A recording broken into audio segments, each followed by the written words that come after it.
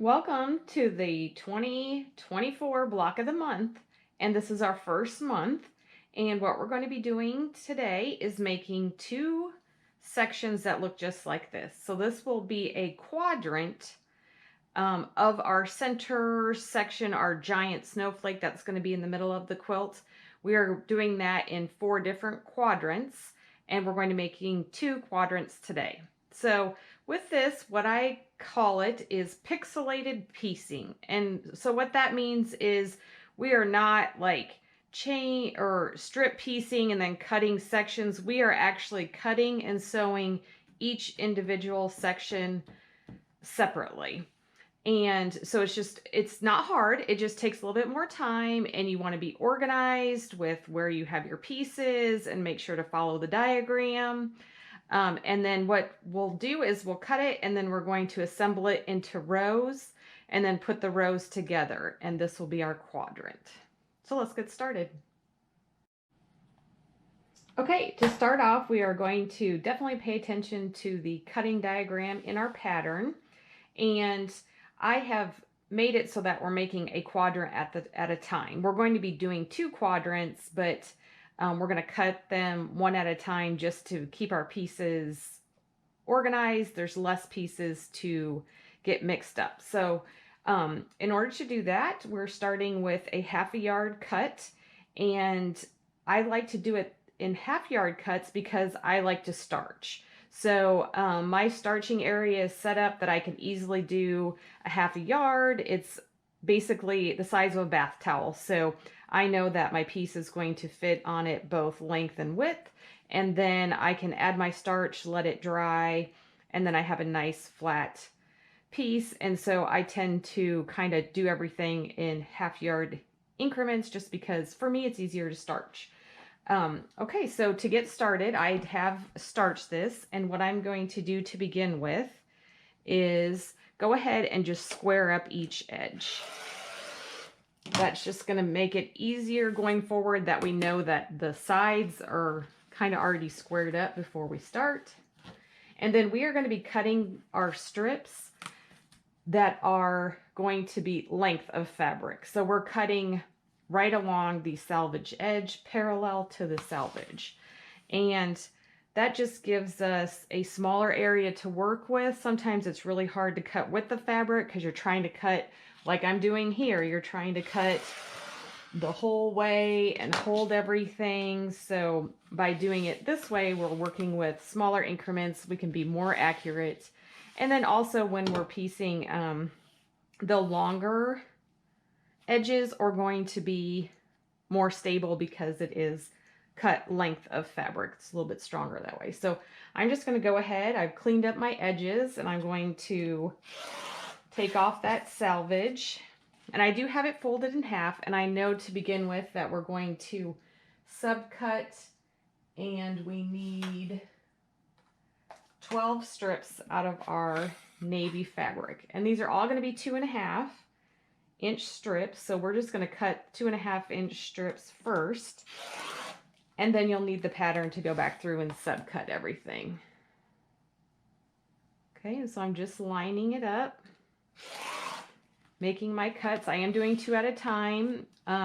If you feel like you're more accurate cutting it 1 at a time, then definitely do that. Sometimes I do like to do it that way just so I'm more accurate. I'm not worried about the fabric slipping and sliding. And I am lining it up each time and making that cut.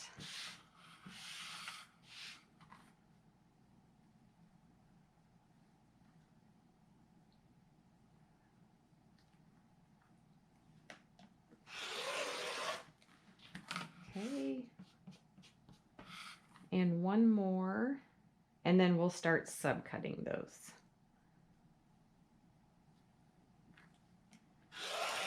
Okay, and then this is extra, so just set it aside, and we have that in case we make some miscuts. I like to go ahead now and just make sure everything is right side up, put them all on a pile, and then we'll start subcutting those. And again, you'll just want to pay attention to the cutting diagram on the pattern, just making sure that you've got the right amount of each piece. So I'll just start with one,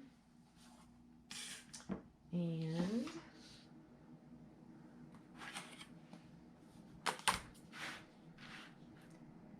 for this the first cut is a little bit longer, so I am using my ruler to do the cuts. I'm making sure that I've got a line here and a line here where I can see that my piece is squared up underneath, and then this is extra. And again, just set those all aside because we will have a lot of little random pieces, but they might come in handy later on. So I'm just cutting these kind of one at a time because there are so many different lengths that we need. But there are a few places where you could stack them up and cut multiples. I'm just trying to be as accurate as possible. And then I'm just going to line them up into like descending order of size so that I can identify them easier later on. And now I have some pieces that are a little bit smaller. So I really like this 8.5 by 4.5 ruler. And I'm going to switch to that and cut the rest because they're all within this size. So I'm just going to go ahead and keep cutting.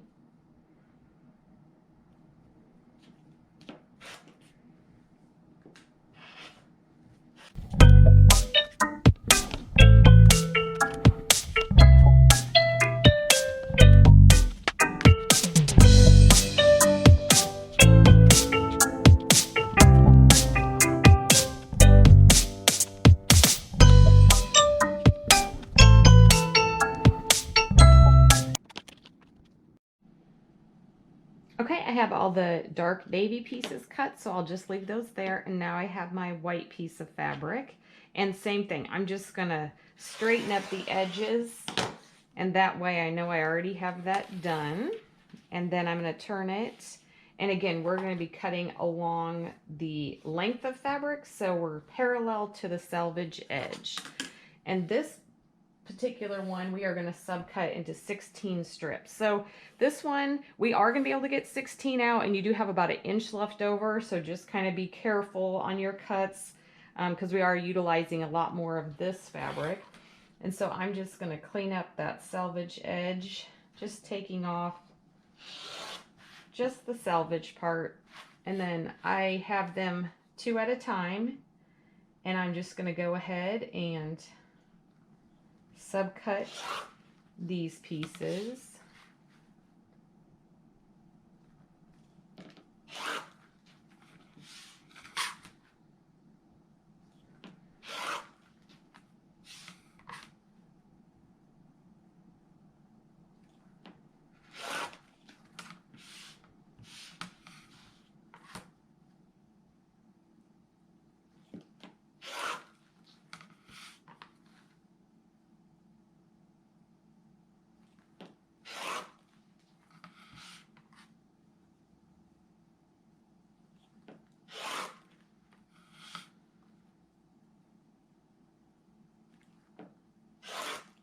Okay, so that's my discard piece, so we'll just toss that.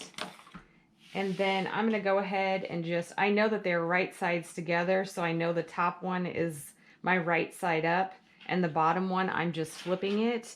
A solid, it really doesn't matter what's the right side, but since I know, I just like to know that I'm doing it the same way throughout. So I'm just going to line those up, and then we'll start subcutting through this pile. Okay, and so again, just following the cutting diagram, and I'm going to use my smaller ruler, and if I can double up to do a few at a time, I will. I don't like to do more than 3. I think 2 is a good safe bet. I'm comfortable doing 2. So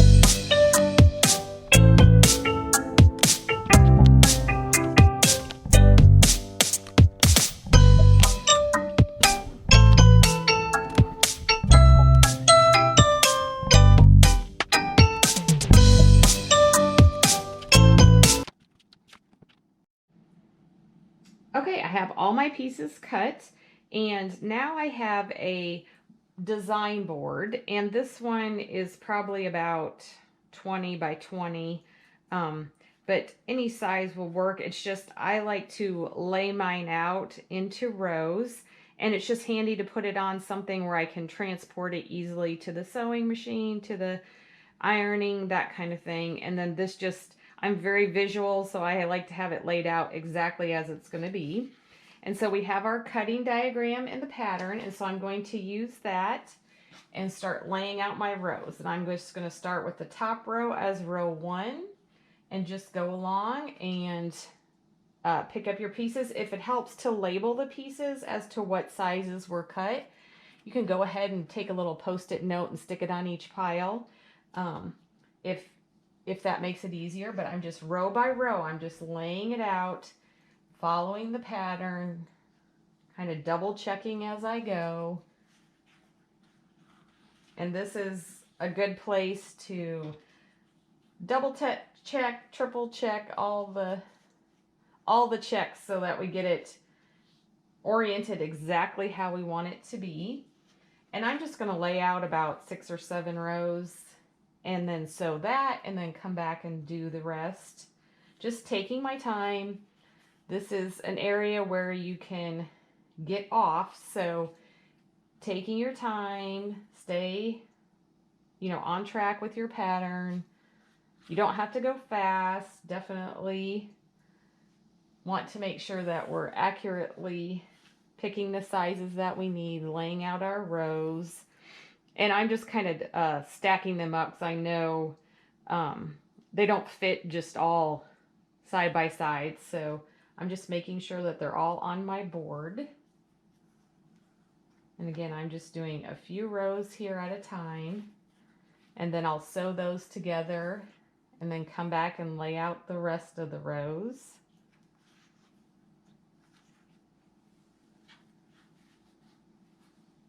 Kind of like building a puzzle. Okay, that's a good amount to start with, so I'm going to start with 4 rows, and let's go ahead and piece those together. Okay, I'm at the sewing machine and we're ready to start piecing, and this is kind of a weird angle, but I kind of wanted you to see the whole picture on how I have things set up.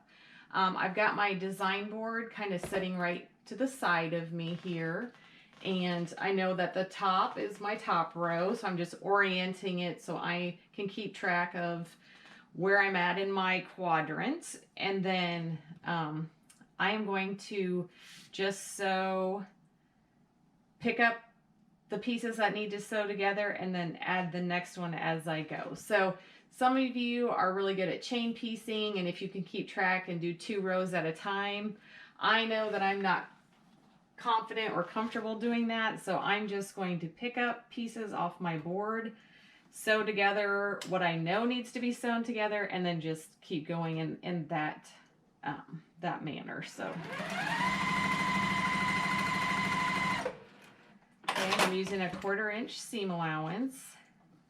And on this, because it is pixelated and we've got just little sections, we are not necessarily trying to nest seams. There's just too many different intersections where sometimes they're lined up with another seam here. Sometimes the seam is in the middle of one of the sections. So I have found it's just easier to always press to the dark side, and that way I'm consistent throughout the whole thing. And then when I'm adding pieces, sometimes I'm going to have, where there's 2 on top of each other. I'm okay with that. It doesn't happen, it's probably like 20% of the time. So I'm okay with that, instead of trying to keep track of which way I'm pressing which one to get them to nest. Another thing you could do is press the seams open. But again, I'm not that concerned about it. I just know that if I'm pressing to the dark side, I'm not going to have that seam show, and I'm okay with that. So then I'm going to pick up my next piece, add it on, and I'm trying to make sure when I do this to keep everything in a neat row. I'm kind of lining up the whole shape. So I'm looking at this area And I'm also looking at the edge where I'm going to be sewing my 1/4 inch seam. And that just keeps everything like neat and tidy as we're going.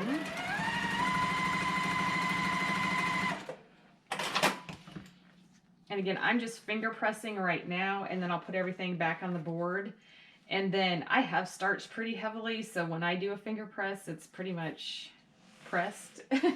Not super great, but good enough. Okay, and then I'm always starting from the same side. I'm picking up pieces that I know one goes on top of the other. And I'm just going to keep going through that whole process.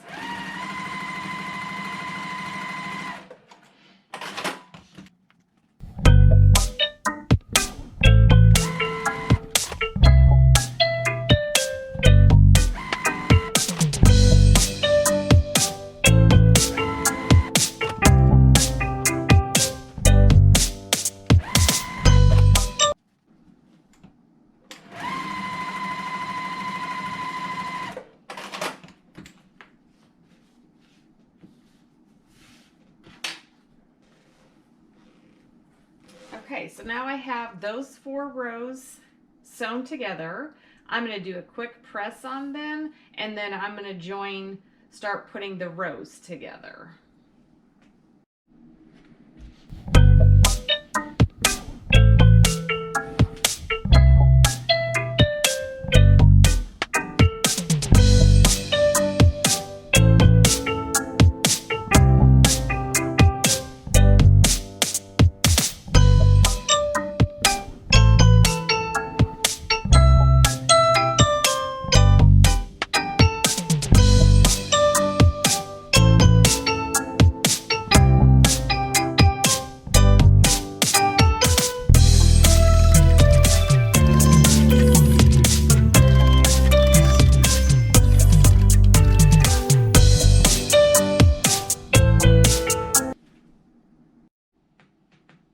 Okay, I'm ready to sew some rows together, and I am going to pin at the intersections that actually have a seam that line up. And on this particular set, there's only one, and those seams actually nest, so that one's easy to do. So I'm just going to pin there and just kind of flatten it out, make sure everything's lining up. Okay.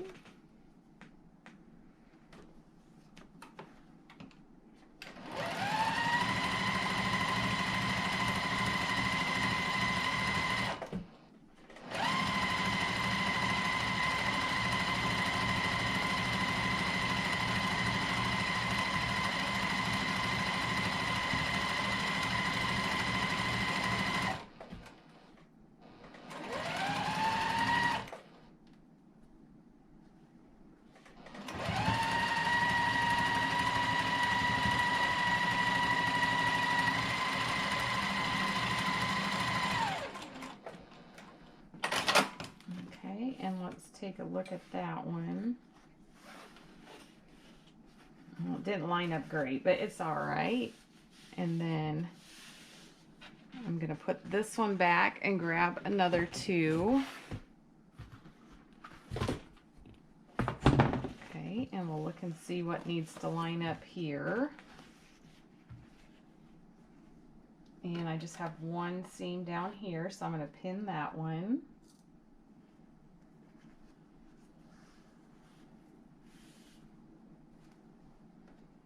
And I'm going to put a pin in as I go to maybe keep it from shifting so far at the beginning. Okay.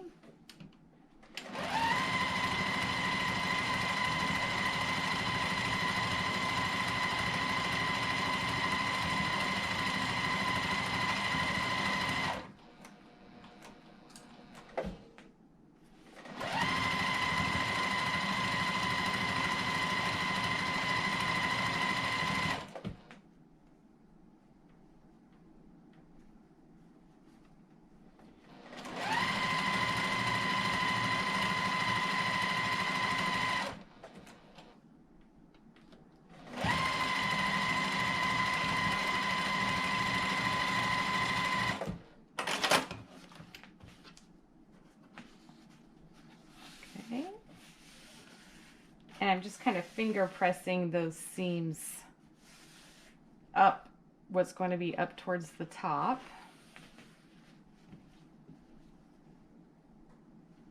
Okay, making sure I got the right pieces where they're supposed to be.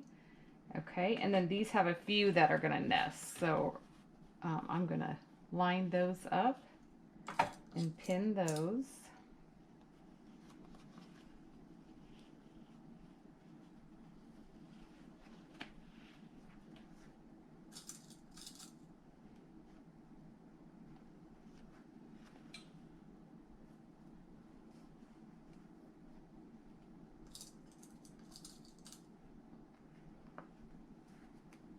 Okay.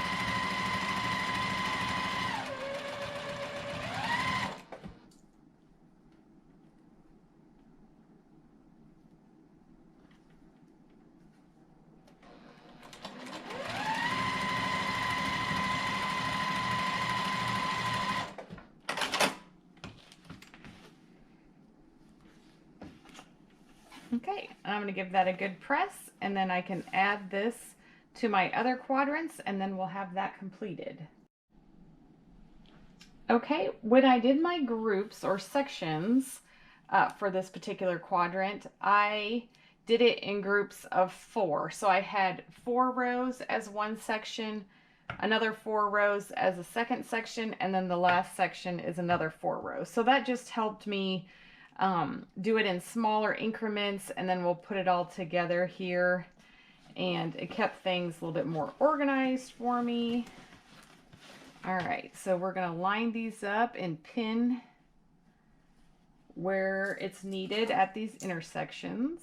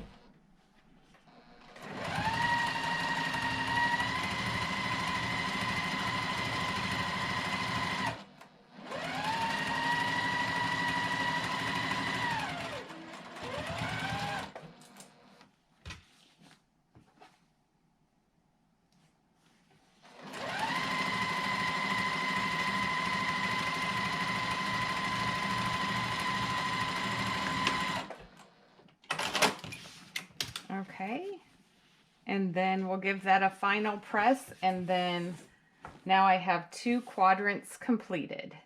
Thanks for watching.